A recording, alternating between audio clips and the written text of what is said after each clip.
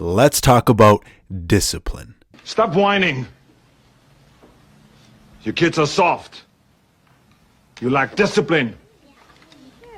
Well, I've got news for you. You are mine now. You belong to me. You're not gonna have your mommies run behind you anymore and wipe your little douches. Oh no, it's time now to turn this mush into muscles. No more complaining, no more Mr. Kimball have to go to the bathroom, nothing. There is no bathroom. What's going on, guys? So today we are going in on discipline. Lesson number 1. Try to resist your goldfish level attention span and stick with me through to the end of this video. Not only will it help my algorithm, I truly believe it will be one of the most valuable videos that you can watch, at least should you choose to implement the ideas, that is. And I'll do my best to keep it interesting. And if you are going to leave, make sure you hit that like button on your way out. Okay, thanks. So, what is discipline?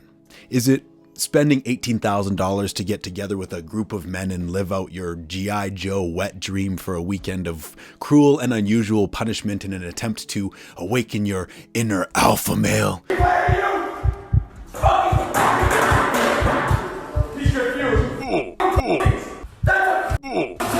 Look at me with your 1,000-yard stare. It ain't gonna work. This is why motherfuckers like you go through divorces and your fucking wives leave you. You gotta be the dumbest fuckers I've ever met. In my opinion, no. That's more of a crash diet for your ego. It's pretty grifty. I guess maybe it could be a jump-off point, but I believe building true discipline is a slow burn. It is a lifetime journey. It is a muscle that is built with consistent resistance over time, just like any other muscle.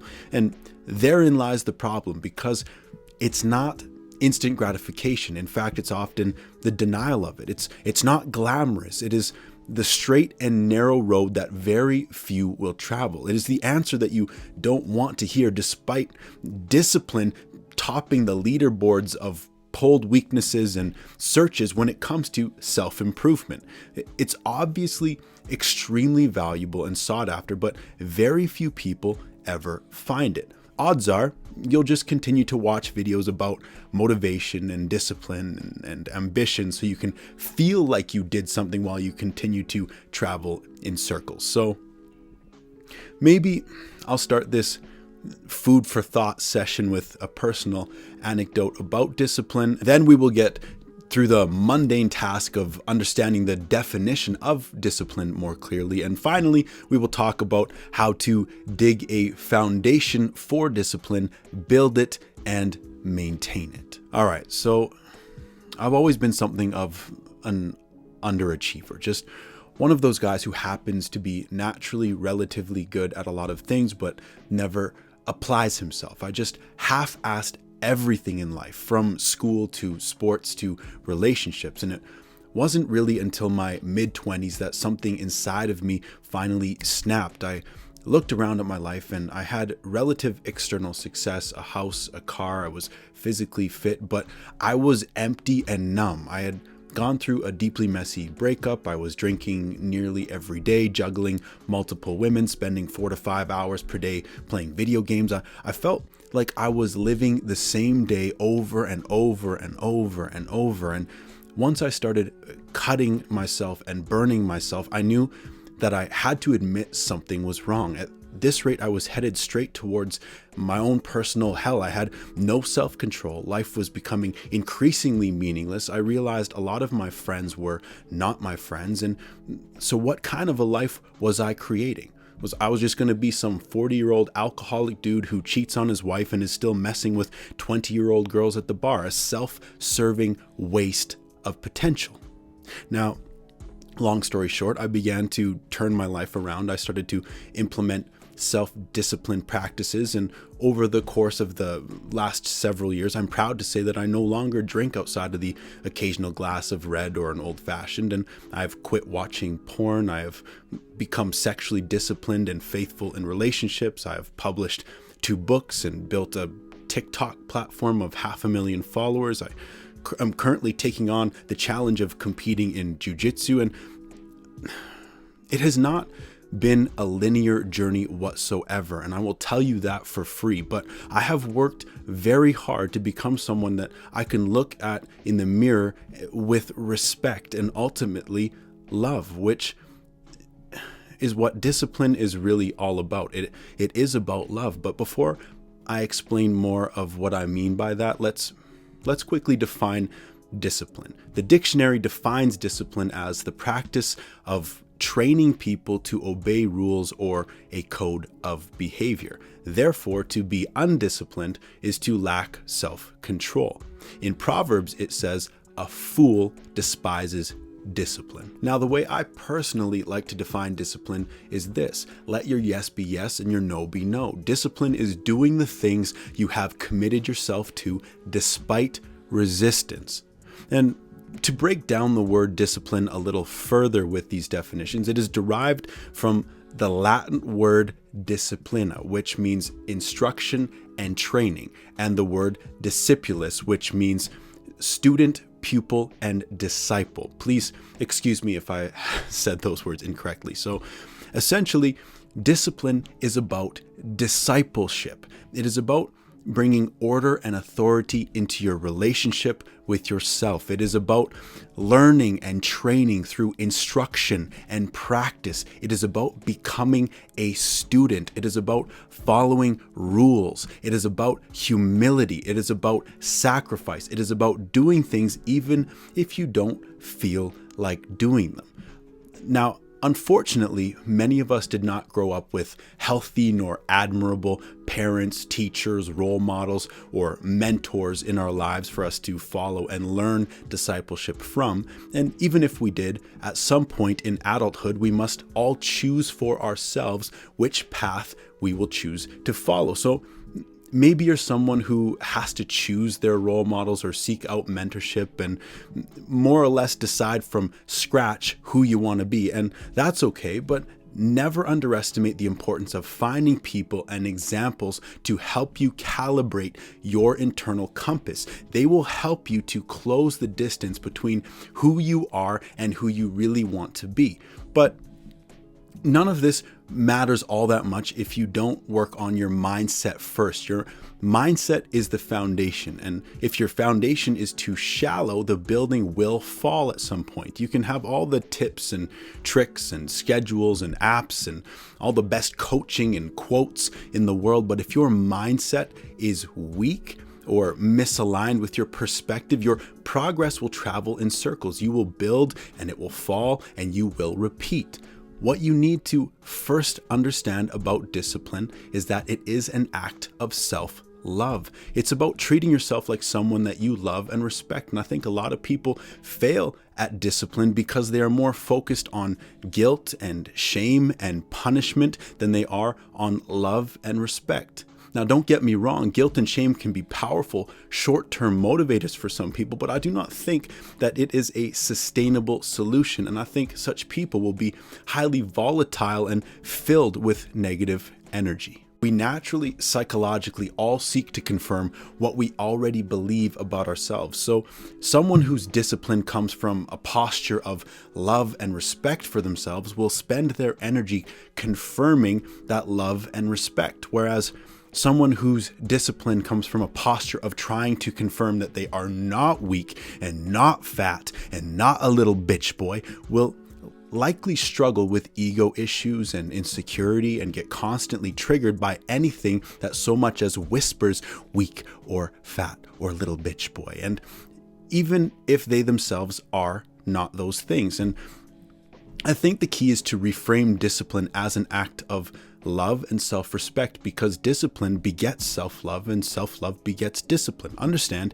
you are whatever you agree to be. So maybe you're just not in enough pain yet. Maybe you aren't sick enough of where you're at. Maybe you haven't been through enough rejection. Maybe you are just waiting for a divorce or for a diagnosis or your midlife crisis or some other extremely traumatic event to finally motivate you enough to move. But the thing is, you don't have to wait. Discipline is already waiting for you. So how do we get past that initial friction? And the answer to that is you have to start small. One does not simply walk into a gym for the first time and start doing Turkish get-ups with a 50-pound kettlebell overhead. Hold your horses, cowboy. I know you feel like you are behind. I know you're comparing yourself to other people. I know you just want to get the results and you just want to get the answers, and that's just too bad. That's just part of the process. That's just part of discipline. That's just part of becoming a student. And it's okay to be a white belt. It is necessary. We all start there. And those who are faithful with little will also be faithful with much. So muster up some humility and start with the 10-pound weights and follow the instruction of a trainer. And right now, I am your trainer. I am your father. And the 4 non-negotiable disciplines, in my advice and opinion, to get you started are journaling, meditation, fitness, and a clean room. I think that these 4 pillars will uphold your emotional and mental and physical and spiritual health. It may be difficult to integrate all 4 at the same time, especially if you are starting from ground zero, because your brain is not optimized to make multiple changes at once, and you will just overwhelm your system and crash in the first week or 2. So choose one discipline and become a disciple of it. After that, you can begin to integrate the others.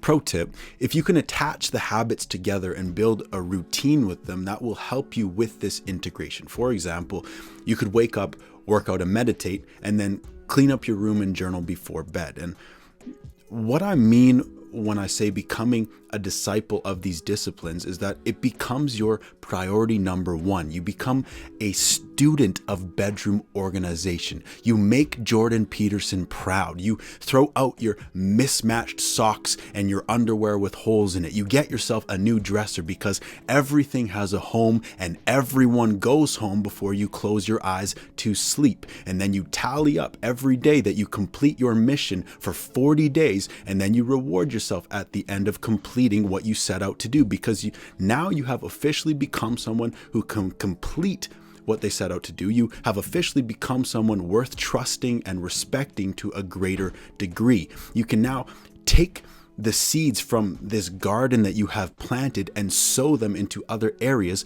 of your life. You can now teach someone else how to organize their room because you are officially leading by example.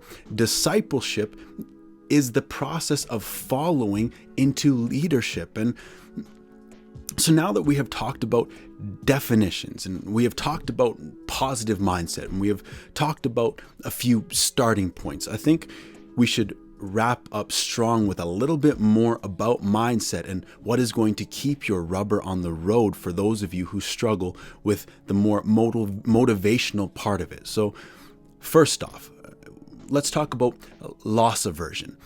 Put something on the line. Maybe you need to have some skin in the game. Maybe you need to be afraid of losing something. People are psychologically more motivated by the fear of losing what they have than they are by the prospect of gaining what they don't have. So ask yourself, what do you have to lose? Maybe if you don't complete whatever task you have set out for yourself, then you have to give your PlayStation to your friend for a month. Or if you don't follow through, then you have to pay your accountability partner $100. I've not had to use this tactic myself, but maybe it's something that could work for you. It's kind of like a condensed and controlled version of burning the boats. Next, ask yourself, what does the ideal person who commands respect and who loves themselves look like to you? Do they have an unhealthy, fat, weak body? Do they have a disorganized, unclean living space? Are they in financial debt? Do they play multiple hours of video games every day? Do they have a shopping addiction? Do they watch porn every day or get blackout drunk? If you didn't answer no to any of those, slap yourself and aim higher. So if that is not what a person who commands respect and who exemplifies discipline looks like, what does such a person look like? More specifically, what do you think your life could look like if you magically woke up tomorrow with David Goggins level self-discipline? What would you do with it? What would you change? How different would your life look in 5 years? And then in contrast to that, try asking yourself, what will your life look like in 10 years if you continue down this same old road? What will you see in the mirror if you continue to change nothing? What does the worst case scenario look like? What things do you not like about yourself that are within your power to change? And why aren't you changing them? What are you afraid of? And how have those things affected your life and your relationships? Is this all that you want out of life? Now, I suggest you go and journal about those questions, and I hope that you are still tracking with me, because we have now talked about some things that you desire to see in your life and some things that you want to avoid, and also about putting your money where your mouth is. And the importance of these ideas is that they can help elicit the emotions that will help you get your energy in motion, emotion, right? And this is going to help you on the inevitable days that you don't feel like being disciplined. The drive to work towards your ambitions is a powerful motivator, but the drive to avoid pain and failure should not be underestimated. One is like running towards a finish line, and the other is like running away from a hungry lion. Use them both to fuel the fire. Figure out what it is that you are running towards and also what you are running from, because they will help keep your feet moving. Using your emotions is an important concept that I think many of the hustle culture alpha males ignore. It is pretty popular to tell you to shut up and ignore your feelings, that they don't matter, just carry the boats, you weak little worm. Now, while that has its place, and I personally respond pretty well to the degrading drill sergeant that lives inside of my head, he's gotten me through some pretty high resistance moments, but being able to sit with your emotions and listen to them and understand them and harness them to your advantage might be the key that unlocks the door that you always end up finding yourself banging your head against. How you feel does matter, and a lot of mental health and discipline, the game of maintaining these things, comes down to which feelings you are choosing to feed and connect with, and which feelings you are choosing to starve and disconnect from.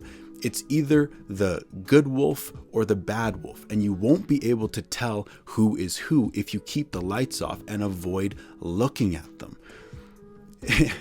Honestly, it took me quite a lot of discipline to work through and organize these thoughts and ideas. I don't particularly enjoy making longer videos like this, as I end up feeling like I'm just talking too much and I'm just rambling.